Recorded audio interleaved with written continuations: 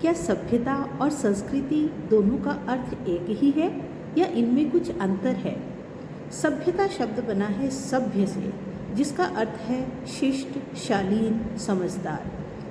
हम सब जानते हैं कि प्रारंभिक समय में जब मनुष्य जंगलों में रहता था तो वह जानवरों की तरह रहता था।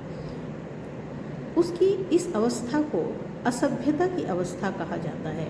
धीरे धीरे जब मनुष्य संगठित रूप से एक साथ रहने लगा तो एक साथ रहने के लिए कुछ नियमों का पालन आवश्यक था।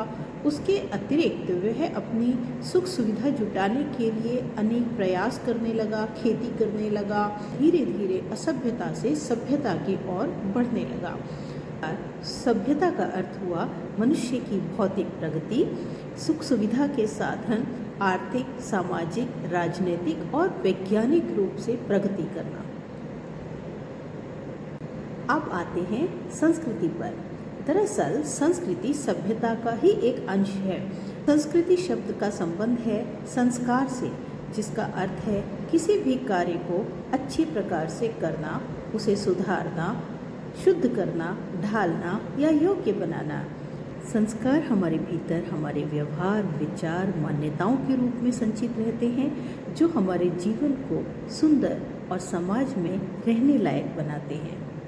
संस्कृति का अर्थ है किसी देश या किसी समाज के व्यवहार, विचार, मान्यताएं, परंपराएं, रीति रिवाज, पर्व, उत्सव, त्योहार पर इत्यादि।